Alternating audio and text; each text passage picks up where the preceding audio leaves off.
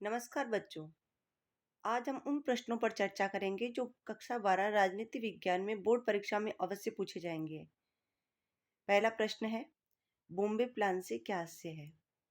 1944 में उद्योगपतियों का एक तबका एकजुट हुआ, सरकार से मिला और नियोजित अर्थव्यवस्था चलाने का उन्होंने प्रस्ताव रखा। नेक्स्ट प्रश्न, मंडल आयोग का गठन कब किया गया? मंडल आयोग ने पिछड़ी जातियों के लिए क्या सिफारिश की थी? तो बेटा मंडल आयोग का गठन हुआ 1978 और मंडल आयोग के जो अध्यक्ष थे बिंदेश्वरी प्रसाद मंडल थे।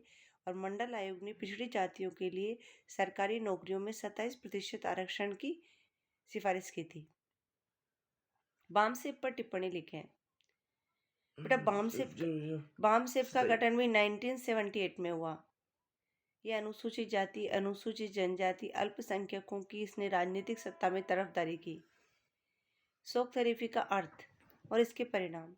बेटा शोक थेरेपी का अर्थ है आघात पहुंचाकर उपचार करना और इसका परिणाम है अर्थव्यवस्था का तहस नहस होना, रूसी मुद्रा रूबल के मूल्य में नाटकीय गिरावट, मुद्रास्फीति और साथ ही माफिया वर्ग का उदय, खाद्यान्न संकट। नेक्स्ट, भारत संयुक्त राष्ट्र संघ का स्थायी सदस्य होना चाहिए। इसके पक्ष में तर्क लिखें। देखो बेटा, भारत दूसरी बड़ी आबादी वाला देश है। दुनिया की 1/5 जनसंख्या भारत में निवास करती है। भारत एक बड़ी अर्थव्यवस्था है। भारत ने संयुक्त राष्ट्र संघ के बजट में नियमित रूप से अपना योगदान दिया है। इसकी हर पहलकदमी में अपना सहयोग किया है और भारत की आर्थिक सैनिक ताकत भी बढ़ती जा रही है।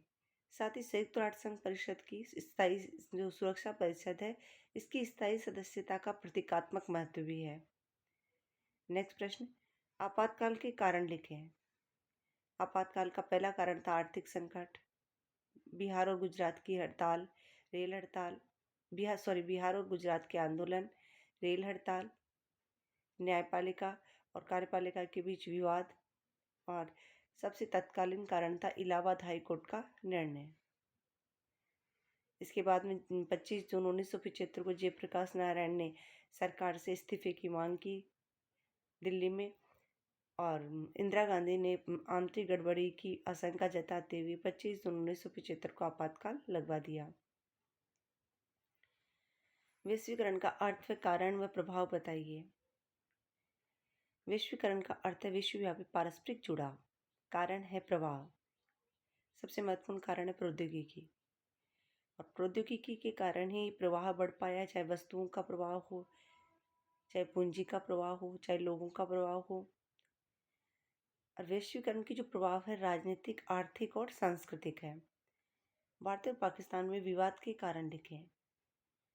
भारत और पाकिस्तान में विवाद का पहला कारण है कश्मीर। दूसरा कारण है कच्छ के रण को लेकर के 1960 में सिंधु नदी के जल को लेकर विवाद हुआ, जिसमें विश्व बैंक की मध्यस्थता से सिंधु जल संधि हुई। तीसरा कच्छ के रण को लेकर के 1965 में भारत पाकिस्तान युद्ध हुआ। चौथा है बांग्लादेश के मुद्दे को लेकर 1971 में भारत पाकिस्तान युद्ध हुआ। पांचवा टॉपिक, पाकिस्तान ने भारत में पंजाब में आतंकवाद को बढ़ावा दिया है, खालिस्तान की मांग को उत्साह दिया है। इसके अलावा कश्मीर में भी वो आतंकवाद को प्रश्रय देता है, हथियार देता है, प्रशिक्षण देता है आतंकवादियों को। और नेक्स्ट है सियाचिन ग्लेशियर विवाद, जिसके कारण कारगिल युद्ध हुआ। सोवियत संघ के विघटन के कारण बताइए। राजनीतिक आर्थिक संस्थाओं के अंदरूनी कमजोरी, गोरबाचोव के द्वारा किए गए सुधार, सोवियत संघ के द्वारा अपने पिछलग्गू देशों पर संसाधनों को खर्च करना और सोवियत संघ की जनता का मनोवैज्ञानिक रूप से पश्चिम से पिछड़ने का भाव और जो तत्कालीन कारण था वह संप्रभुता और राष्ट्रवाद की भावनाओं का उदय। अंतर्राष्ट्रीय संगठन क्यों आवश्यक है? बेटा अंतर्राष्ट्रीय संगठन युद्धों को रोकते हैं और शांति बनाए रखते हैं। दूसरा कारण है अंतर्राष्ट्रीय संगठन विवाद के मुद्दों को बातचीत के माध्यम से सुलझाते हैं। तीसरा कारण है कुछ ऐसे मुद्दे होते हैं जिन्हें सभी देश मिलकर सुलझा सकते हैं, जैसे ग्लोबल वार्मिंग है, जैसे कि महामारियां हैं। इसके अलावा अंतर्राष्ट्रीय संगठन सहयोग और सूचनाएं जुटाने में मदद कर सकते हैं। संयुक्त राष्ट्र संघ एक ध्रुवीय विश्व में अमेरिका से संवाद स्थापित कर सकते हैं। गठबंधन सरकार किसे कहते हैं? जब किसी एक दल को स्पष्ट बहुमत नहीं मिलता तो एक से अधिक दल मिलकर सरकार बनाते, जिसे गठबंधन सरकार कहा जाता है। प्रथम 3 आम चुनावों में एक दल के प्रभुत्व के कारण बताइए। पहले 3 आम चुनावों में एक दल के प्रभुत्व का जो बेटा कारण है वह है कांग्रेस को राष्ट्रीय स्वाधीनता संग्राम की विरासत हासिल होना।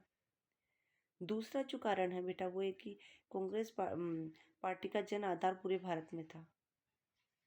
तीसरा जो कारण है वो ये है कि उस समय कांग्रेस पार्टी का नेतृत्व पंडित जवाहरलाल नेहरू कर रहे थे। नेक्स्ट प्रश्न, मतदान के 3 तरीके बताइए। बेटा मतदान के तरीके, जो पहला तरीका है इसमें अलग अलग मतपेटियां होती थी। मतपेटियों पर उम्मीदवार का नाम होता था और एक पर्ची दी जाती थी जिसे उस पेटी में डाल दिया जाता था। दूसरा तरीका ये था कि स्लिप होती थी जिस पर मतदाताओं के नाम होते थे, उनके सामने चुनाव चिन्ह होते थे और जो अपनी पसंद का राजनीतिक दल होता था उस उम्मीदवार के नाम के आगे सील लगानी होती थी। तीसरा तरीका इलेक्ट्रॉनिक वोटिंग मशीन। पहली और दूसरी पंचवर्षीय योजनाओं में अंतर बताइए। बेटा पहली पंचवर्षीय योजना 1951 में शुरू हुई। इसके योजनाकार के.एन. राज थे। इसमें कृषि पर सर्वाधिक जोर दिया गया और गरीबी को दूर करना भी इसका उद्देश्य था। दूसरी पंचवर्षीय योजना 1956 में शुरू हुई। इसके योजनाकार महालनोबिस थे। इसमें उद्योगों पर सर्वाधिक जोर दिया गया। अंतर्राष्ट्रीय शांति और सुरक्षा को बढ़ावा देने वाले नीति निर्देशक तत्व अनुच्छेद 51 में दिए गए। अंतर्राष्ट्रीय शांति और सुरक्षा को बढ़ाने वाले नीति निर्देशक तत्व 1967 के चौथे आम चुनाव में कांग्रेस दल की मुख्य चुनौतियां बताइए। खाद्यान्न संकट था, अकाल था और रुपये का अवमूल्यन किया गया था। साथ ही देश में सांप्रदायिक हिंसा भी हुई थी। 1971 में कांग्रेस की पुनर्स्थापना के कारण बताइए। कांग्रेस की पुनर्स्थापना के कारणों की बात करें तो इंदिरा गांधी का गरीबी हटाओ का नारा और साथ ही 1967 में 10 सूत्रीय योजना लाई गई इंदिरा गांधी के द्वारा सुधारों की। 1914 बैंकों का राष्ट्रीयकरण किया गया, पेपर्स को हटाया गया, बांग्लादेश युद्ध में भारत की विजय हुई। ये सभी कारण 1977 में केंद्र में विपक्षी दलों की सरकार बनने के कारण। बेटा 1977 में केंद्र में विपक्षी दलों की सरकार बनने का कारण था आपातकाल, मुख्य कारण था। आपातकाल से देश की जनता खुश नहीं थी। आपातकाल के दौरान जो जातियाँ की गई थी, मौलिक अधिकार निलंबित हो गए थे और जनता में उसके प्रति आक्रोश था। आपातकाल खत्म होने के बाद में जनवरी में सभी विपक्षी नेताओं को रिहा किया गया। सब नेता एकजुट हो गए और उन्होंने जनता पार्टी नाम से दल बनाया। चुनाव हुए, कांग्रेस की हार हुई। राजीव लोंगोवाल समझौता, पंजाब समझौते के प्रावधान। बेटा राजीव लोंगोवाल समझौता हुआ 1985 में राजीव गांधी और लोंगोवाल के बीच में। इसमें जो पंजाब समझौते में जो प्रावधान था कि चंडीगढ़ पंजाब को दे दिया जाएगा और रावी व्यास जो नदियों के मुद्दे का विवाद था वो भी सुलझा लिया जाएगा। जम्मू कश्मीर समस्या के मुख्य मुद्दों का वर्णन कीजिए। देखो बेटा जम्मू कश्मीर की अगर हम बात करें तो जम्मू कश्मीर के शासक हरि सिंह जी थे। उन्होंने उस समय भारत में विलय का कोई निर्णय नहीं लिया। 1947-48 में पाकिस्तान ने कबायलियों के माध्यम से आक्रमण करवा दिया और पाकिस्तान का मानना है कि ये मुस्लिम बहुल इलाका इसलिए पाकिस्तान का अंग होना चाहिए। ऐसे में जम्मू कश्मीर के लोगों की बात करें तो वो एक धर्मनिरपेक्ष राज्य से बनाना चाहते हैं शेख अब्दुल्ला के नेतृत्व में, और वो सबसे पहले अपने आप को कश्मीरी मानते हैं। तीसरी बात, भारत की बात करें तो जम्मू कश्मीर के शासक हरि सिंह जी ने भारत में विलय पत्र पर हस्ताक्षर किए। भारत ने उसकी मदद की। भारत और पाकिस्तान के बीच में छाया युद्ध शुरू हुआ और पंडित जवाहरलाल नेहरू उस मुद्दे को संयुक्त राष्ट्र संघ में ले गए। भारत का मानना है कि जम्मू कश्मीर भारत का अभिन्न अंग है। चीन की अर्थव्यवस्था के उत्थान के कारण बताइए। बेटा चीन की अर्थव्यवस्था के उत्थान के कारण 1970 में चीन ने अपना एकांतवास समाप्त किया, अमेरिका के साथ वापस संबंध शुरू किए। 1972 में 4 सुधार किए गए। 1978 में देंग शाओपिंग के नेतृत्व में मुक्त द्वार की नीति अपनाई गई। 1982 में खेती का सामूहिक निजीकरण किया गया। आसियान तेजी से बढ़ता एक महत्वपूर्ण क्षेत्रीय संगठन है। बेटा आसियान विजन 2020 के जो टॉपिक हैं वो इसमें आपको लिखने हैं। यूरोपीय आर्थिक सहयोग संगठन की स्थापना कब व किन उद्देश्यों को लेकर की 1948 में की गई। और जो यूरोपीय देश है इनका आर्थिक विकास करना इसका उद्देश्य था। सोवियत प्रणाली से क्या आशय है। 1917 में सोवियत संघ में साम्यवाद की स्थापना हुई। अर्थव्यवस्था पर राज्य का नियंत्रण था। संचार व्यवस्था उत्तम थी। यातायात के साधनों का विकास हुआ। अमेरिका के बाद में दूसरे नंबर की अर्थव्यवस्था थी। और सभी प्रकार की उपभोक्ता वस्तुएं वहाँ पर बनाई जाती थी। सोवियत संघ हर चीज़ में आत्मनिर्भर था। सरकार के द्वारा शिक्षा स्वास्थ्य आदि पर विकास पर खर्च किया जा रहा था। बांग्लादेश के उदय के कारण। पश्चिमी पाकिस्तान के द्वारा पूर्वी पाकिस्तान पर उर्दू भाषा का लाद जाना, बांग्ला संस्कृति को नष्ट करना।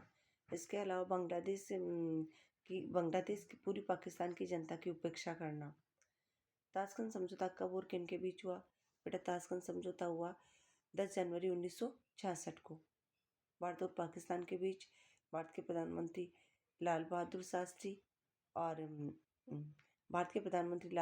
शास्त्री और पाकिस्तान के जनरल अयूब खान के बीच। सुरक्षा परिषद की स्थायी और अस्थायी सदस्यता के लिए मानदंड सुझाइए।